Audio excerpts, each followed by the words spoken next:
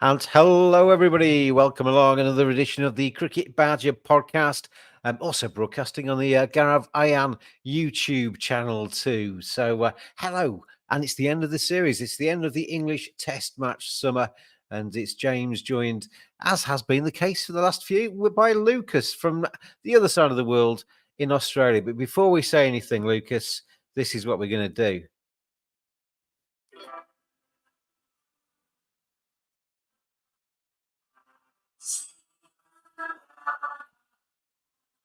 Well played, Sri Lanka. Well played. I mean, that goes on for about another 5 minutes, so we won't play the lot. But well played to Sri Lanka. They got gradually better as the series went through, and I think it's fair to say that England probably just took their foot off the gas come the last test of this series, and the likes of Nisanka played beautifully. Our little mate. Kaminda Mendes played lovely in the first innings as well, and they got a very well deserved victory, I think, in the final test. England obviously take the series by 2-1, but Lucas, I think Sri Lanka can take a lot of credit for that victory that they sealed today. Can take a lot of credit for that. They were fantastic in this test match. I think their mindset was much better than the previous two test matches. The way they approached it was way better than the first couple of test matches. Now, I don't want to really disrespect Sri Lanka, because I want to give them full credit. They deserve full credit, by the way. But yeah, England were dreadful. Not so much talent-wise. I think attitude-wise, they were very poor in this test match, and Sri Lanka took completely advantage of that attitude and were fantastic. Only problem I have is why now? Why, when the series is over, where was this in test number one, test number two? But as I said, you can take nothing away from the Sri Lankans in this test match. They were fantastic, and in my opinion, they deserved it. They were the better team in this test match, James. I totally agree with you. Absolutely, totally agree with you. I think that there is definite suggestion that the longer you stay in a country, the longer you get acclimatized, the more you play in particular conditions, the better you get at playing in those conditions. And Sri Lanka were dreadful in the first test, better in the second, and very good in the third. And I think if we'd had a 5-match series, the fourth match would have been interesting. But I think Sri Lanka, as you say, they deserve all of the plaudits because they played really, really good cricket, I think, and particularly after being 106 for 5 and a deficit of 62 on the first innings. England, I don't think that 325 in the first innings that England scored. I got tweeted at the time, they need to be more ruthless than that. There were more runs out there. A lot of wickets were thrown away. And yes, it's great playing attacking cricket and entertaining cricket and saving test cricket. But if you're playing against, I tweeted, if you're playing against Australia or India, you're going to get bitten on the backside. As it turned out, if you're playing against Sri Lanka, you're going to get bitten on the backside. And the way England batted in the second innings, not even lasting 40 overs in that second innings, some real cavalier cricket. And Jamie Smith, 60 odd, kind of made it look a little bit more respectable. But even Jamie Smith, everybody was raving about Jamie Smith because in comparison to the others, it was a good innings. But even he could have maybe just kind of kept his head down and scored a few more with the tail. So I think England, in a way, Lucas, I'm happy for Sri Lanka, and I actually think it's probably the kick up the bottom that England need after a very good summer. 5-0 prior to this ends up being 5-1 for the summer, but maybe just a little bit of a reminder for England that they can't just coast through a test match and get an easy win just because they're England. Yeah, and that the key word where you just said is coasting, especially in the second innings, led from Ben Duckett, who just played that shot, spooned it to mid off, trying to take down a medium bowler that was moving it off the seam and swinging. So since that wicket, just completely off the reels. England. I think Harry Brook is a tremendous player. But it seems to me that he's content making 20, 30 runs and that's it. Now, I understand sometimes he comes in when England are four. I don't know if you saw his. I don't know if you saw his innings in the second dig, but he came out on was it the second morning whenever it was that he came out to bat, and he didn't get going. He looks. I was on commentary, and his balance was off. He just wasn't getting it timed right. He was missing attacking shots, and you could see him getting frustrated. And I felt that when he ended up giving his wicket away, chasing a ball that he should not have chased because he was getting frustrated. He wasn't scoring runs. Sometimes in Test cricket, even in Bazball times, when there is all this hoo-ha about let's take it to them. Sometimes you've just got to think, I'm not going very well at the minute. I want to make sure I score some runs here. I'm just going to get my head over the ball for 20 minutes, play some sensible cricket. And we all know that, if you go through a half an hour where it's not quite working for you, somebody like Harry Brook, the timing will come. You will start to find it a bit easier, and then you can maybe play those attacking shots. But Harry got bored, basically, of being bogged down and gave it away. And what happens, Lucas, is if your number 5 gives it away like that, then all of a sudden your number 6 is walking in, your number 7's walking in, and you've lost 3 more wickets purely because Harry Brook's given it away. And there needs to be a little bit more responsibility taken. We've seen a summer where Joe Root has ruled the roost. We said actually after the last test, if it hadn't been for Joe Root and Gus Atkinson, what would England be like?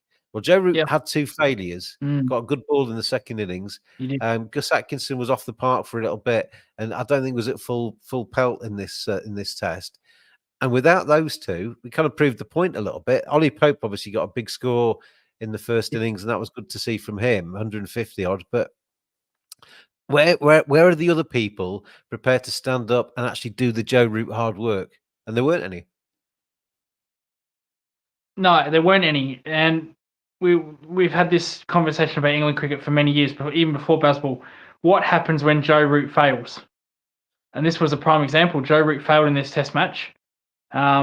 With all due respect, no matter how good batsman you are, eventually you will have one fail here or there. Can a batsman other than Joe Root pick up the slack? And the question was kind of no. Pope did it, as you said, that massive 100 in the first innings, but then went back to his usual consistent self and made no score in the second innings. But it was just the collapse of the second innings in general. I don't want to blame Ben Duckett, but he led the tone with that awful shot. So, and it wasn't like they were up by 2. Ben Duckett came out and played that dreadful shot. Dan Lawrence seemed to think. I can almost see it. You got Brendan McCullum, Ben Stokes, whoever in that dressing room saying, "Go on, Dan, go out there and enjoy yourself, express yourself. We know you're a great player. Go out there and hit some boundaries." There's no pressure. Maybe even promising him a winter tour spot, because there's no. I mean, and I can see some rationale in. We've asked you to do a job you're not used to. It's not quite worked out. You're not going to be penalised for this. You're going to come on the tour anyway. So go out there and enjoy yourself today. And he just went out there and swung. And there was some very good shots in his brief stay at the crease, but in the end he gave it away as well. And it's Test cricket. There's 5 days potentially, and England seem to be obsessed in winning within 3. Sometimes it's not going to happen. No. Well, with that, I thought Dan Lawrence in that second innings looked as good all series. He tried to hit out his way out of trouble. Did give it away in the end, but I thought he looked very good. Very clean strike of the ball. As we pointed out in the second show. I think in my opinion, the opening spot is a very Lucas, would you mind drop off the stream for a minute and then come back on, see if we can get you a better connection on your sound, because you're just dipping in and dipping out a little bit as we try and listen to your words of wisdom. So we'll see you in a second. I'm just bringing up the stats from the England Sri Lanka series and see if we can pick out the winners and losers. I thought for Sri Lanka, Nissanka was absolutely brilliant in this. I mean, he didn't play the first test. I thought he looked quite good in the second, and then obviously in the third one, he ended up being the match winner for Sri Lanka. So good to see him, because he's been a good player for a while. So good to see him playing well in that one. Hopefully we'll get Lucas back on in the second. Tim, hello, Tim. He says more Ollie dope than Pope. Soap on a dope, rope on a dope, whatever. I can see. I thought, to be honest, Tim, I thought that Ollie Pope, his captaincy was okay. Yeah, I mean, he's gone for reviews and he's got a terrible record with reviewing. But I've got a little bit of a mistrust of that system. And I like DRS in that it gets rid of the howlers, but I don't think a captain should be a captain. He's out there to lead his team, boost morale, set tactics, and try and put pressure on the batting side, not to umpire. So I think sometimes the DRS is a bad reflection on a captain, unfairly so.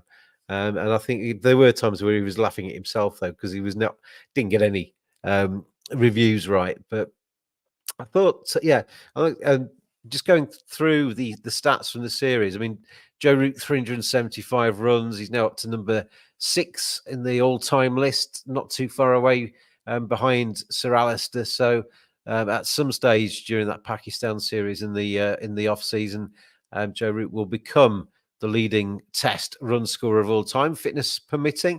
Jamie Smith with 280 runs had a tremendous debut summer. Kamindu Mendes 267 runs at an average of 53.4. Absolutely superb from him. Asitha Fernando for Sri Lanka, 17 wickets, leads the wicket takers with Chris Wokes and Gus Atkinson, 13 and 12 respectively, coming in second and third in that list.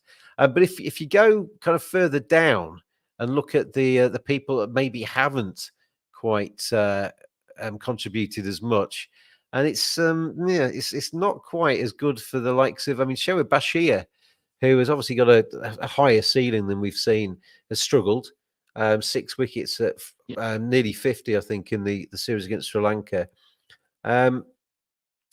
Josh Hull. I'm interested to know what you think of Josh Hull, Lucas. Obviously come in, left field pick, very green, very raw. What did you make of him? Hopefully my audio is good now, James. It's better, yes.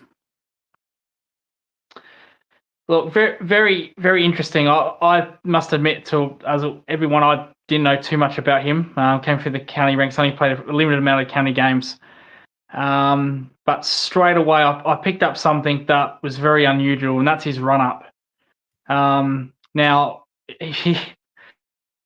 comparison to Jimmy Anderson, Rokes, from what we've seen, his run-up is extremely long. Even longer than Mitch Stark, probably Brett Lee, maybe even Jeff Thompson, probably around there. And I kept my eye on the speed gun, and he was bowling around about 135, 136. Now I don't know if he was injured.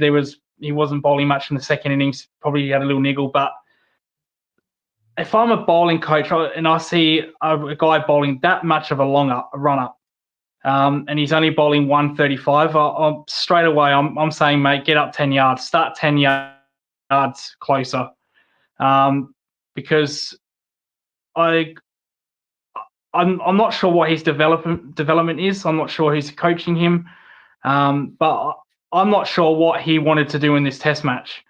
Now there was one dismissal where he got an LBW, where he was that classic left arm dismissal where it comes swinging in. But majority of the time he was bowling short. I thought he looked actually more dangerous bowling short, bowling that Neil Wagner line. So I'm not sure what he wants to be, but the first thing he needs to get rid of that run-up. He needs to start 10 yards closer. Stark, Cummins, Hazelwood, they all bowl 140 plus. They're not even far back as that. Brett Lee was an express pace. Mitchell Johnson was an express. They didn't even start as far as that back. So I'd move him 10 yards closer to his run-up, to his starting run-up. And I would just want to say what kind of bowler he wants to be. Does he want to be a Neil Wagner? Does he want to be a Mitchell Stark, where you get a swinging ball from the left armer into right-handers? Because for me, I just got confused, because he was brought into the team. A lot of talk about his left arm, swing, a bit like a Mitchell Stark, but he was bowling a bit like Neil Wagner with those short deliveries, and he looked very dangerous. He is a tall bowler, so he'll get a lot of bounce. Now look at Morne Morkel from South Africa, very tall, similar height. Morne Morkel was very good with bounce. Caused a lot of trouble with batsmen. So I'm not sure where is heading to. I got a bit confused watching him, but from what I can tell, I thought he was more dangerous bowling that short line than pitching it up full. Because when he did pitch it up full, he got it wrong. He was getting attacked. So I think he needs to decide what kind of bowler he needs to be. I would like for him to make that call, not to England to tell him. Okay, England can say, well, we want you to bowl that classic left arm into the right-handers dismissal like Mitchell Starc. That's all about fine, but he needs to discover what kind of bowler he wants to be and go on his own merit. And by watching him, I just didn't feel like what he wanted to do in this Test match. Could you just confirm something, Lucas, that you said all of that without me prompting you? Because there was a couple of my fans on Twitter. Basically, when I said his run up was too long, have said, "Oh, here he goes, cricket badger would struggle to get into such and such a second team," and he's basically telling a Test player how to kind of get. And it's just obvious, I mean, I've heard Stuart Broad say something similar as well. His run up, he looked knackered after bowling 6 balls because he was running so far. And I think England will tell him what they want him to be, because they want him to be in Australia in 18 months' time, looking like Mitchell Johnson. But I think there is a Lions trip as well. I picked. Well, we'll come on to my selections for the Pakistan tour, but I'd stuck him in there because I just assumed that they would take him there to try and keep him with the squad. But learnt since that England will be sending a Lions team to Australia over the winter, and that's where he needs to be. Take a good bowling coach on that Lions trip. Get him bowling on Australian wickets. If you want him to be playing in the Ashes in 18 months' time, get him on that Lions trip. Get him some cricket in Australia and work on his bowling. Because there's two things that I thought I could. First and foremost, he seems like a really nice bloke. I can see what they see in him. I think there's something there to work with. Because I'd not seen him before, other than the little clips that I'd seen after he was selected. And his first-class record, his county championship record, brought nothing to the table at all. So there was nothing to work on in terms of his pedigree. But you can see, looking at him, that there is something that could be moulded into something very good. But it's going to take a bit of time. He's a work in progress, and he's very raw at the moment. And he's certainly not a bowler, I don't think, who would keep Steve Smith awake at night if he was going to roll up now in an Ashes series. But there were two things. I think his run-up's too long. And because he was, to me, I mean, I've played quite a lot. I've played quite a lot of cricket. I've got, like you, I've got coaching qualifications, and I've been watching the game for nigh on 50 years. So I kind of half know what I'm talking about. I've seen a lot of people play cricket in the past and know what works and what doesn't. And it is way too long. It could be 2/3 of that, and he could still have easily have the impact, because he seemed to slow down as he approached the crease. He was losing momentum, not gaining momentum. And he's supposed to kind of charge through the crease, and he seemed to be losing pace as he got to the crease. And it's a lot of effort to go to run in that far to bowl a ball that's 80 miles an hour. It's as you said, there's people that have running far shorter than that and bowled significantly faster than Josh Hill. And the other thing, Lucas, I thought with him was that, a lot was made of the fact that he was left arm, which I think is a good thing. England need a left armer, but it was his height, 6'7", 6'8", whatever he is. But at the crease, when I'm going to do this right-handed on screen, but he, instead of being tall and reaching high and delivering from a high point, he's kind of falling over and kind of almost slouching or falling over in his action. And therefore his arm is nowhere near what a 6'7" arm should be. So you're picking a guy for his height because he's going to be able to bang it in Australia. And he's not delivering from a high point. So I think somebody's got to kind of just try and work with him, not to kind of take away the good bits that are there, because there are good bits there, but try and just kind of reduce his run up, mean that he hits the crease with momentum rather than kind of like losing it, and to try and be a bit taller at the point of delivery so that he's coming down from a height. Because at the moment, he's probably not actually coming down from any higher than an Ollie Stone or a Jimmy Anderson. No, well, first of all, you didn't tell me to say those things. You know, I say my own things within reason. I was a bowler for 15 years in grade 1. That's one tier below the state level, the Redbacks. So I like to think I know what I'm talking about when it comes to bowling. But you couldn't pay me to have that long a run up. That I just think that's just one. I don't know if someone's coached him to do that, or he's self-taught, and then he's thinking, well, I'm tall, and I'm going to bowl 140. That's not going to happen. That will never happen. From what I've seen, he's around about 135, 136, around there. Right. So all of a sudden, He was for English. For English viewers, he was in the low 80s, wasn't he? For much of that Test match, he was. Yeah, I mean, there was a low couple of times 80. He dipped below 80 at in the spell I saw him bowl today. So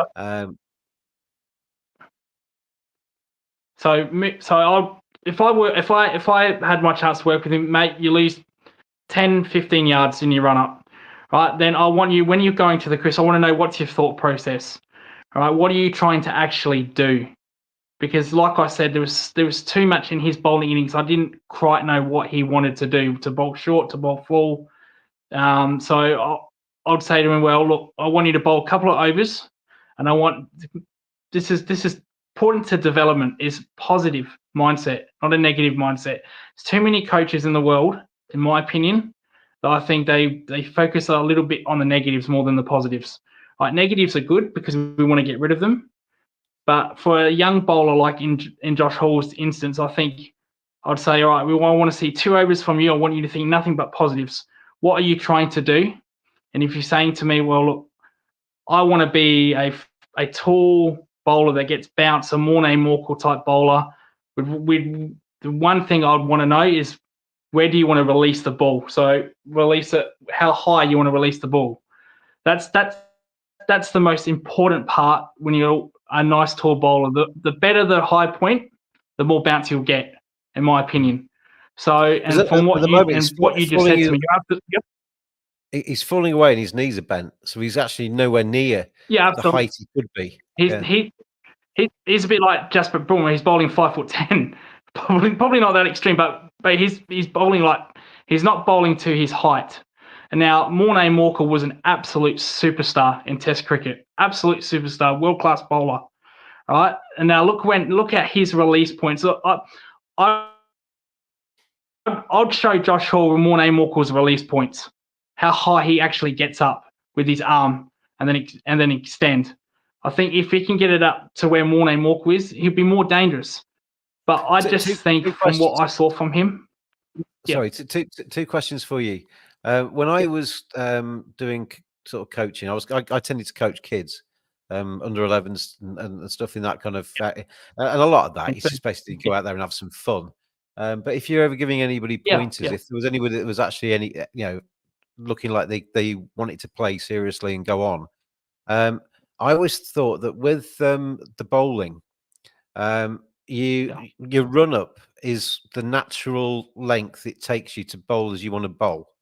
And the easiest way to work out how long your run up should be is to almost take the ball out your hands and just go onto a field somewhere, mark where you're going to start, and then just run along and bowl and work out where you finished, and gradually kind of work out what feels right for you to get you bowling at the right time. So you got no markers that you could just run and then measure it and then kind of work from there.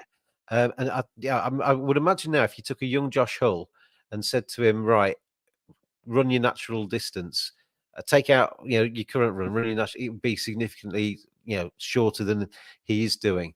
And I mean, you bowled. You bowled. I mean, was that how when you started bowling? How did you work out how far your run up should be? When I started, just to put this into context, I was around about 125, 128. Occasionally I got to 30. So I was a dibbly-dobbly or medium pace, whatever you want to call it. I started with a long run up because I wanted to bowl 140. And in fact, to shorten my run up, I needed shorten it, because from the pace that I was no faster from a 30-yard run up compared to a 15-yard run up. No faster, no slower. Right? But like I said, if you're doing a 30 pace run up compared to a 15, the energy that you spent is I wouldn't want to bowl. I'd probably be knackered in 2 spells. I don't know how he does it, to be honest. That's really impressive. You could see Lucas after he'd bowled an over, and he was walking back down to fine leg, and occasionally he'd taken a wicket, and he was getting applause and what have you. Yeah. He was breathing really hard. Yeah, you saw. Yeah, I mean, you see other fast bowlers who bowl a lot quicker than him. I don't know if they're just naturally fitter or however it is, but they don't seem to be panting and looking quite as tired as he was after bowling 6 balls. You're sprinting that 10 seconds extra. Like he wasn't. So on the ground, it had that little paint symbol from the sponsor. He was at least 10 yards back of that. He was more close to the boundary rope than the actual pitch. So you couldn't pay me $1 million to do that week in, week out, because it's so taxing. Now, I know there's a perception of these cricketers are supposed to be built like machines, but they're not. They are human. They will break down. And I'm absolutely. He's young, so he is more vulnerable to injury, especially stress factors. That's a real concern for especially of his height, his stress factors, and that's going to increase the risk of him getting one bowling that far. So he needs to come back 15 Ks. Otherwise, it's very hard to get back from stress factors. Pat Cummins had one, and early in his career, took him about 4 or 5 years to get him right. Eventually, he did get right. Look at him now. But it can take a long time to get back from those stress factors. I've had one where it took me 7 months, where I couldn't even bend down and pick up clothing. It takes a long time. Probably the worst injury you can have as a bowler, in my opinion. So I think he needs to sort that out immediately, just for his own sake, so he can get. Test cricket is a long-term sport. It's a long-term format. Sorry, not sport format. And you need to do everything right to make sure your career goes as long as possible. Look at Jimmy Anderson. Now, you might say, oh, well, Jimmy Anderson's the greatest of all time. Maybe, maybe not. But his motion, his run-up, it's so rhythmic. You feel like he can bowl for hours and hours without getting injured. With Josh Hall's case, I'm really concerned he's going to get stress factors.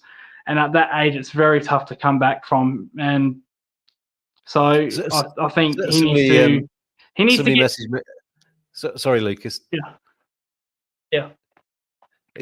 Somebody messaged me on Twitter this morning saying that I'm a vet, but looking at Josh Hull, he looks to be a stress fracture in the waiting, and we don't want that, because I think there is something there that England can work with, and I think what they need to do with him is obviously treat him a little bit with kid gloves, because he's only young. He's got a young body. He's a young man inside a big body, and he's trying to bowl as fast and what have you, but just.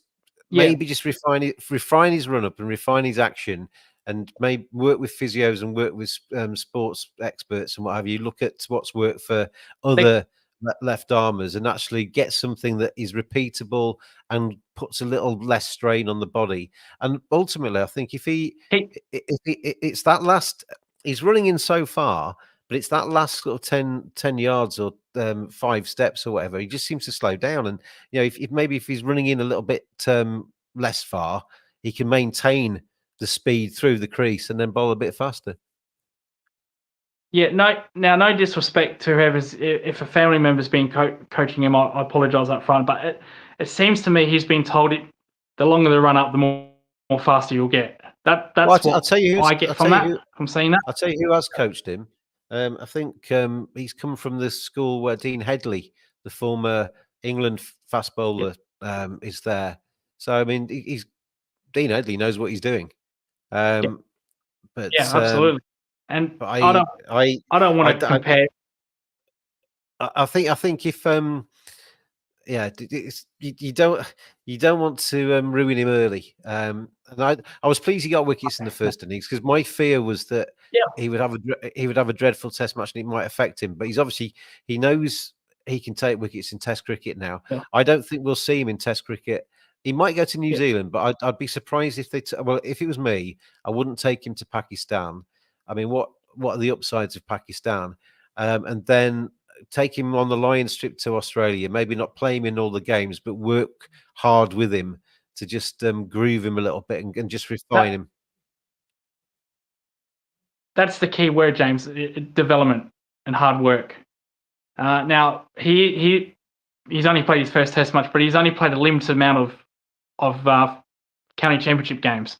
Now, when you're coming into a new club, new environment, no disrespect here, but you kind of get overlooked compared to a star bowler or a number two into attack. You kind of get worked on less or developed on less.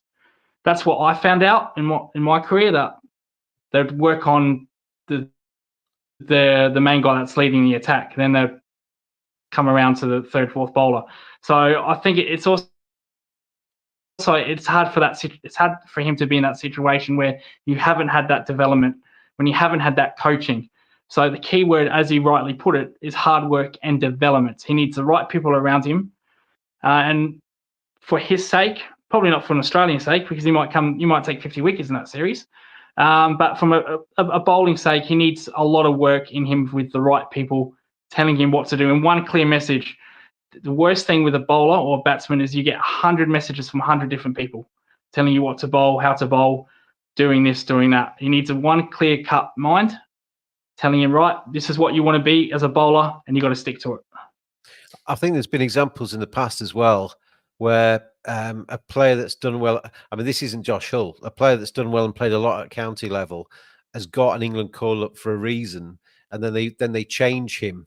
It's happened, I think, a lot with some spinners where they change them to try and Englandize them, and they end up losing what made them good. I don't think you've got that risk with Josh Hall, because he hasn't got any a massive CV in terms of success behind him. But I could definitely see what somebody else has seen in him in terms of, we should be looking at this kid and getting him into this team, because there's definitely the raw materials there. The ingredients are there for a very, very good fast bowler. But they just need to kind of sort him out and just be careful with him, and I'm sure they will be. I'm sure they will be. But so Josh Hull, good luck, because and well played. I mean, you've got one Test match more than me and Lucas. Yeah, he's done that well in his first Test, fantastic.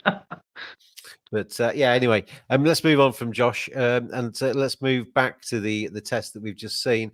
I was talking whilst you were kind of reconnecting about some of the Sri Lankans there, but just looking at the runs scored in this series, you could say, I mean, Ben Duckett had a good first innings in the third Test match. Ollie Pope kind of salvaged his series with that 154. Harry Brook, Ollie Pope, and Ben Duckett all averaging around about 30 in the series. Gus Atkinson, obviously, with that century, averaging 31.6. Dan Lawrence missed his chance. Well, we've kind of spoken about him already in this series, that he was on a no-win, really. And it remains to be seen, who do they take to Pakistan? Do they go with Dan Lawrence, or do they look elsewhere? And I think if it was me, I might look elsewhere. But knowing how England are in terms of kind of loyalty and in terms of having a nucleus of a squad, I could see Dan Lawrence going, particularly with the fact that he bowls a little bit of spin as well. Obviously going to Pakistan, he might come in handy. So he's kind of become, I think, a bit unfortunate, Dan Lawrence, in that he's become the utility man in England's thinking, rather than actually he's a good batter. Let's put him in at number 5 or 6. He's become somebody that can kind of fill an emergency, rather than somebody that's actually your first choice, which is not the greatest place to be. No, look, I think in the second Test we admitted that we felt a bit sorry for him, because he's in a no-win situation. Right? He can score 3 consecutive double hundreds. That call is going to come in.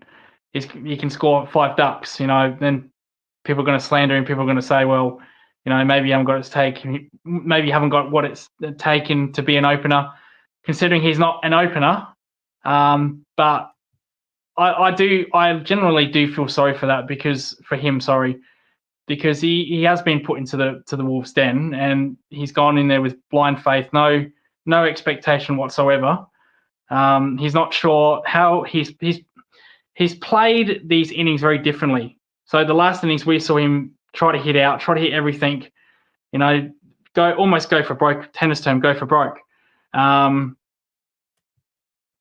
So it can be very mentally challenging when you ask any player, let alone a batsman or bowler or whatever, to do that. But I think you're right. He does bowl a little bit of spin. We have seen that in the past in India. And if there is an injury, it looks like he can play 4-5-3 open. So it seems to me that probably will take him to Pakistan. Whether he's needed to their pitches are like, he might be batting at 11. So it'd be very interesting to see what they do with him. But I think at this point in time, he's their fix-it guy. So, and it's hard, but I guess that's the role he needs to play and learn if he wants to stay in the English team. Yeah, I agree. I'm just trying to cut and paste my my squad selection into this chat. I'll try and do that in a second. But come on, James. I also wanted to go on to talk about the World Test Championship a little bit later as well, in terms of its usefulness, because I've got the table. In fact, let's do that now. Let's look at the World Test Championship now. I'm going to bring it up over us. So this is probably going to look dreadful because we'll see our ears sticking out. There we go. But there's the current points table in the World Test Championship. India top and Australia in second. New Zealand, Bangladesh, Sri Lanka third, fourth, and fifth, and England in sixth. That win for Sri Lanka just keeps them above England in the table. But the thing that strikes me, Lucas, looking at that table, is the ramshackled nature of how many games teams have played. You've got England having played 16, Australia 12, India 9. And then you've got 3 teams there in New Zealand, Bangladesh, and South Africa having only played 6. Now, that's not really a representative kind of table about who's doing well against, it's far from playing everybody else home and away, which would be ideal, but there's not enough time. Yeah. But it would seem sensible to that. I mean, it just shows you kind of the haves and have-nots. The haves play more Test cricket. The have-nots struggle to get a series. And Sri Lanka have only played 7 now, off the back of just playing 3 against England. That's not really a representative table, I don't think, on who's the best in Test cricket at the moment. No, not at all. I like this idea of the World Test Championship, but I think it's executed poorly, in my opinion. For example, New Zealand are playing Afghanistan in a test right now. England can win that test match by 1,000 runs. They'll get no World Championship points for that because it's not part of the World Championship test because Afghanistan is not in it. I think there are other. Another thing is that how can a 5-test series, which will be this year between India and Australia and England, how can that be the same amount of points as a 3-match test series? For example, West Indies against South Africa, England against Sri Lanka. That for me makes no sense. It makes completely no sense whatsoever. So there are flaws in this system. Like I said, I do like it. I do take it very seriously. I think it's good for Test cricket, but it's just executed very, very poorly, in my opinion. I like the idea behind it, in that it supposedly adds significance to every match, even if it's a dead rubber. I don't think it did to England. I mean, their selections for the third match against Sri Lanka were left field, and it didn't really. I got the feeling in the third test, it felt very end of termy, kind of like the end of the holidays kind of thing. We kind of just we've had a good summer. Let's go out there and party. Let's go out there and show what we can do. And it fell flat on its face a little bit, didn't it? But it certainly wasn't. It didn't have the World Test Championship high in its thought process. That performance from England. in the last Test match. I've done it, Lucas. I've done it. I've got my team selection here. This is the a little bit of a screen grab of the tweet I did last night. Now I have revised this a little bit since, because Mark Lawson, the former Yorkshire bowler, got in touch with me on Twitter and said, "Look at the spinners you've picked. They're all off-break bowlers." And yeah, I get that. This is why you need selection committees. A better thing than just me doing it. But I mean, Zach Crawley obviously comes back in. I've left Dan Lawrence out. I've left Chris Wokes out because he just doesn't travel. You look at his home record as opposed to his away record. In England, he is a bona fide Test player. Yep. Away from home, it's just dreadful. He's 35 as well. Maybe this is a chance to look elsewhere. Ollie Pope, Joe Root, Harry Brook, Ben Stokes, Jamie Smith, Gus Atkinson, Ollie Stone. They're all very easy. They're inked in, basically, assuming they're fit. Jack Carson of Sussex, he's an off-break bowler who I like a lot, and he's had some success in the Championship recently.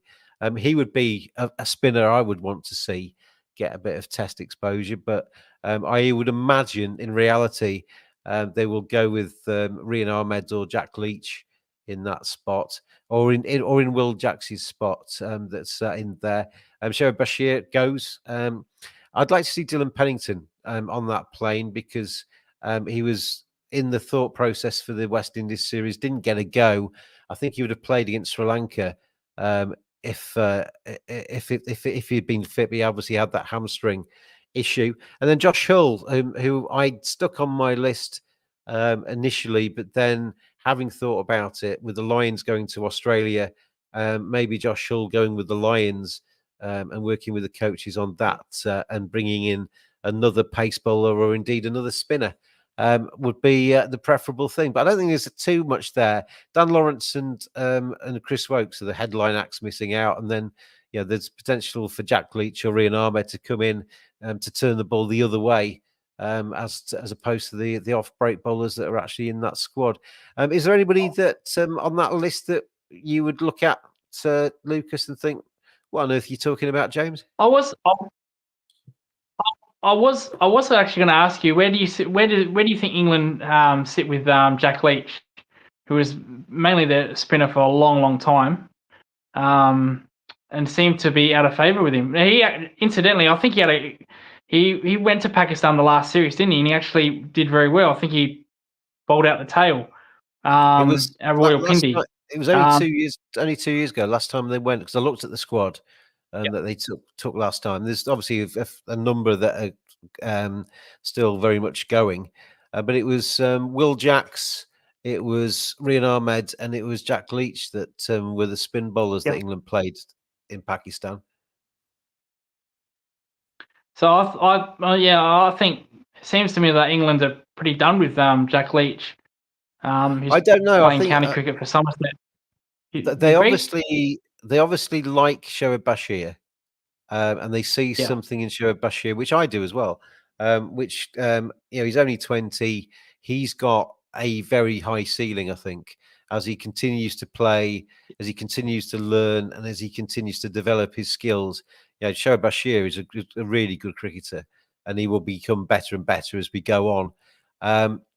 I think with Jack Leach, he's obviously in English conditions, you play one spinner, so he was never going to come back this summer. And he's obviously had issues with his health as well. And so it's going to be interesting whether Jack Leach wants to get back in on the England trip, because he's, as I say, the issues with his health have tended to come on Crohn's disease and what have you, have come on overseas trips. And he had a bad winter, didn't he, a winter or two ago? So whether he wants to or whether England wants him, it remains to be seen. I think they were planning to actually name the Test squad in the next few days, but there's obviously a bit of uncertainty with the venues in Pakistan, and they so they're basically waiting to see what pitches they're playing on. Just for the listeners later, rather than the people watching and can't see the graphic up on the screen, my 15: Crawley, Duckett, Pope, Root, Brook, Stokes, Smith, Atkinson, Stone, Carson, Bashir, then Will Jacks, Jordan Cox, Dylan Pennington, and Josh Hull. But as I say, there's a couple of changes I'd already make to my squads Anyway, so that's how I would go. Anyway, with that, and yeah, obviously with Pakistan coming up and then New Zealand, two different kind of places to go to. New Zealand's often very compared to England in terms of the way the pitches play there, whereas Pakistan and the UAE, if there's a one-off test there, are very different, dry, potentially spinning tracks. We saw 2 years ago when England went there. Ramiz Raju was in charge, and they put down concrete, basically the tarmac the place, and it was a road, and there were huge scores and quite slow cricket at times. Um, If I was Pakistan, um, if I was Pakistan and I was asking the curators, ground staff to create pitches for this England side going, I would get them to put in dust bowls. I would get them to turn square and pick 3 or 4 of your best spinners from Pakistan, because England don't play spin very well. Not when it's really, no. really ripping. Joe Root's obviously a tremendous player of spin. He's a tremendous player of pace bowling. But I think that would be Pakistan's best chance, because England were 3-0 last time on the road. So go a different way. Yeah. I'm really concerned about that this test series. Now, Pakistan did, you mentioned Ramiz Raja, who moved on. They did something different against Bangladesh. They made green tops, and they got completely outplayed by the Bangladesh pacers. I'm a bit worried that they'll overreact to that. I reckon they'll probably go back to concrete roads. I hope not. I really hope not. Because that does not help Test cricket whatsoever. And how there's supposed to be an ICC pitch rating for these. How the Royal Pindy hasn't received poor in the past is completely beyond me. With all the, it's basically just stat padding venue for batsmen. So I'm really generally worried for that series when it comes to that, because I think they will go back to old ways. I hope not.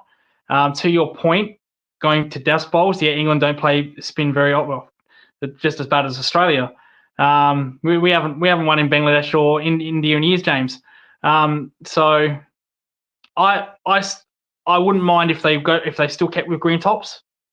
But with them, I don't think they have the talent. I don't think they have. When you've been playing on these pitches, on these hard roads for so long, and then you go to a place where it moves off the seam, they folded like a cheap tent in that Bangladesh series, James. And I think some of their batsmen, no disrespect, I think some of them batsmen did benefit from those roads, those hard wickets. And when it's done something off the seam, they've capitulated, including Babar Azam, who is a star player. But I think, in my opinion, he's benefited a lot on those pitches. I think if you're Duckett, Crawley, route, etc., you're hoping that it's a proper motorway, aren't you? A real road, because that, as you say, stat padding. You can get across the 3 test matches. One's obviously in Abu Dhabi, but that can be a very good batting track as well. You can get yourself a couple of big hundreds, and all of a sudden your average is a lot more healthy, isn't it? But we'll see how they go. A few messages coming in. Hello, you'd have to. Yeah, go on. Yeah, finish off, James. I was going to take us on somewhere else. If you got a point. Oh, well, I was going to say it might be my best chance to get 100, James, or 50 even.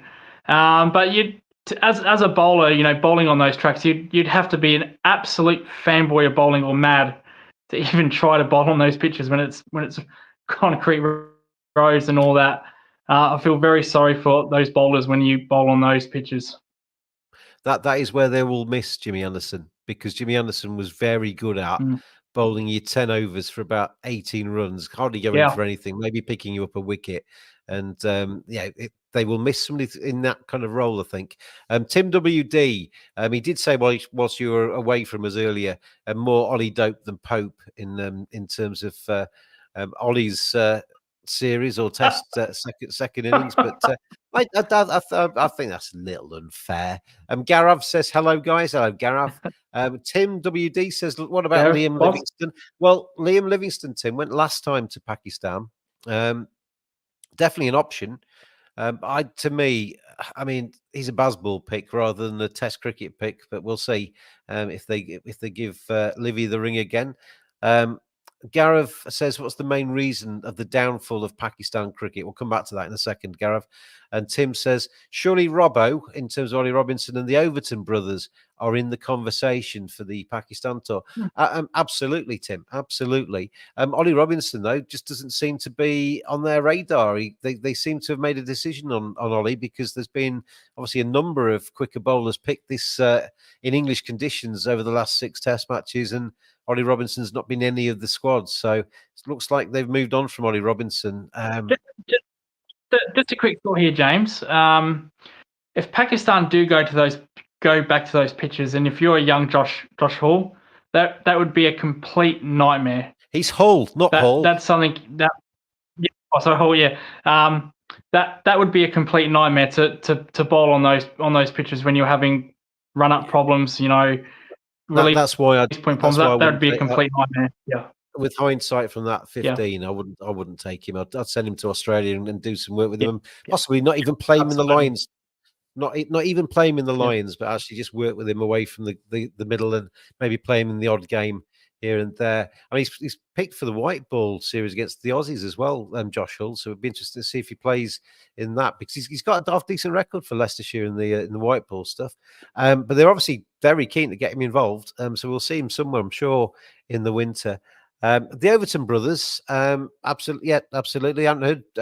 They seem to have moved on from them as well. There seems to be a kind of a way of thinking with the Brendan McCullum, Rob Key hierarchy, that they've moved away from Bairstow, they've moved away from Moeen Ali, they've moved away from a number of people that have played either regularly or semi-regularly before, and they've obviously got their thoughts on everybody that's in the mix, and maybe Robinson and the Overtons don't fit their criteria. But I can see, I mean, if Jamie Overton got himself fully functioning and every time he starts to make waves, he gets a little niggle again, and he criticised me on Twitter for saying that, but he's been out injured again this summer. But I think you see Jamie Josh Tongue. Josh Tongue's been out with a pectoral injury. I don't know how long that's going to take to solve, because he's certainly out for this English summer. And if you imagine, I mean, I've never had any pec muscles, but if I had, I can imagine if you're bowling with an injured pectoral muscle, that must be agony. Yeah. So that'll take. They need to get never that had right. Never had that problem, but it is. Yeah. So if Josh Tongue gets himself fit, then he's absolutely back into the squad for me, because he impressed me when he did play. So of those three you mentioned, Tim, I can see the merits in each of the three, but it seems that England are kind of moving away from them. Although one of the Overtons is in the white ball squad, isn't he, for the Aussie series? So we'll see how he goes. Gareth says, do you think just because Ollie Robinson is normal medium pacer, that's why they have moved on, because they have a similar kind of bowler like Wokes? Maybe, but I did think Ollie Robinson was for me, Ollie Robinson was the obvious Jimmy Anderson replacement. He had more similarity to Jimmy Anderson in that he was quite metronomic, he was quite accurate, he could move the ball a little bit, and I always thought that they were kind of grooming him to take over Jimmy Anderson's role. But whether it's attitude, whether it's work ethic, whether it's performance, whatever the reason, they are steering clear of Ollie Robinson at the moment, and he doesn't seem to be getting getting a chance. Do you blame that on Ollie Robinson per se, though? Because at the end of the day, you are in control of your own body, what you do to it. And we saw in Australia in the Ashes where he was just horrible. I'm not going to be disrespectful, but he was just very horrible, and that's not disrespectful at all. For mine, so calling somebody horrible is not disrespectful at all. Yeah. I think he's unfit. I think he actually put quite a lot of work in, as I understand, to try and get himself fitter.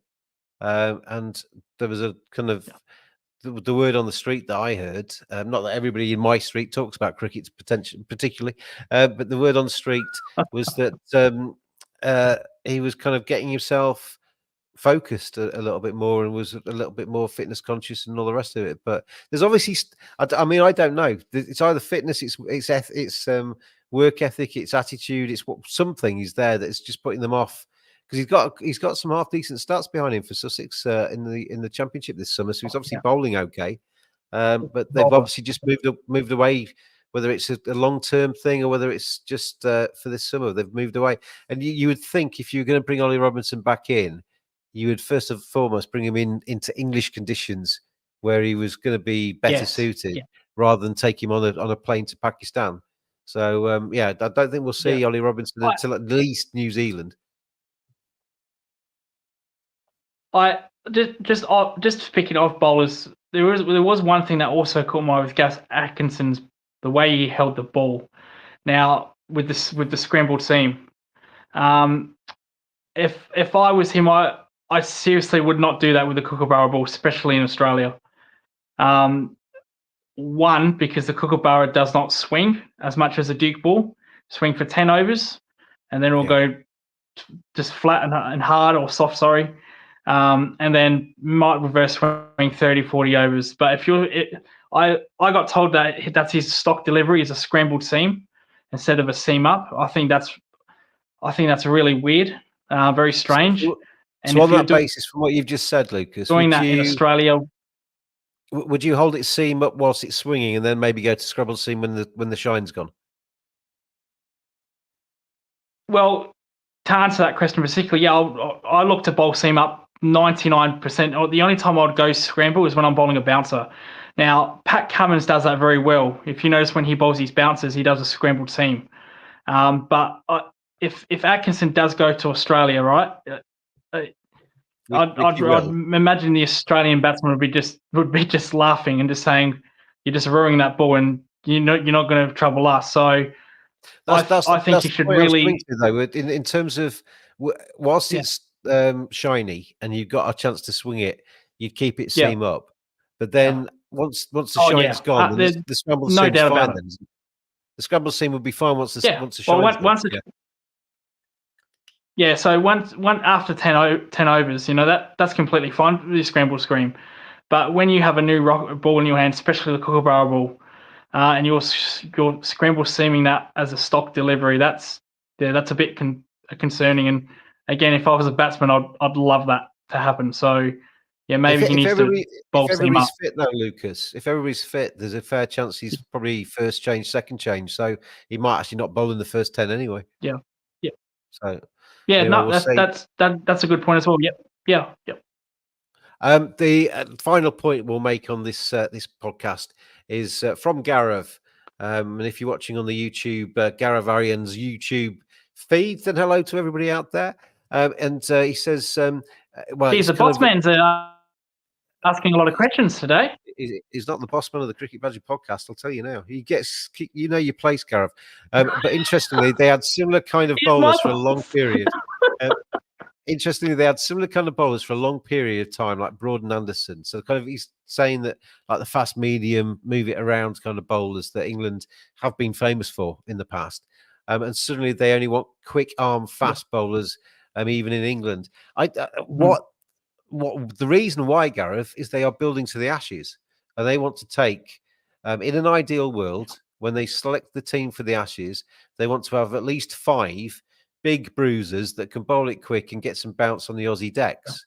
The only thing I would say to that is that, and we're going to be guilty of it ourselves now because we're talking about the Ashes ourselves now on an England Sri Lanka review, but is that everything, all roads for England seem to lead to the Ashes. I mean, I'm sure the same is true a little bit for Australia, but all of the roads seem to lead to the Ashes. All of the selections, all of the thought processes, all of the development. Josh Hull being a prime example, bringing him in because he could provide you with a left arm over bouncy option, big tall lad in Australia. We're not picking another Chris Wokes here. I mean, Sam Cook's taking wickets left, right, and centre. Ben Coe taking wickets left, right, and centre in the Championship. But they are kind of 80-mile-an-hour bowlers who aren't big, tall fellas, who are brilliant on English conditions, but probably might struggle if you took them to Australia. So everything. There's far too much chat about the Ashes when we're still 18 months away from it. Is my point I'm trying to get to. Would you agree? Yeah. Well, we've got an Indian series in December, 5-test series, and yet there's still these cricket players still getting questions asked about the Ashes. But you're right; it's the pinnacle of our two nations. So it is hard to ignore, but I completely agree with it. But you don't get an I asterisk think next to no your, matter what. sorry, you don't get an asterisk next to your stats, do you, to say, um, you know, X amount of these runs were scored in Ashes series, so he's even better. I mean, ultimately, when people look Yeah. back at people's careers, Yeah. we talked about Joe Root getting a century in the Ashes, and he hasn't done that down under, despite getting quite a few in England against Australia. But a run against Sri Lanka is exactly the same amount of than you get for a single taken against Australia, isn't it? Yeah, every match should be important. And the for reason me. why, yeah, and the reason.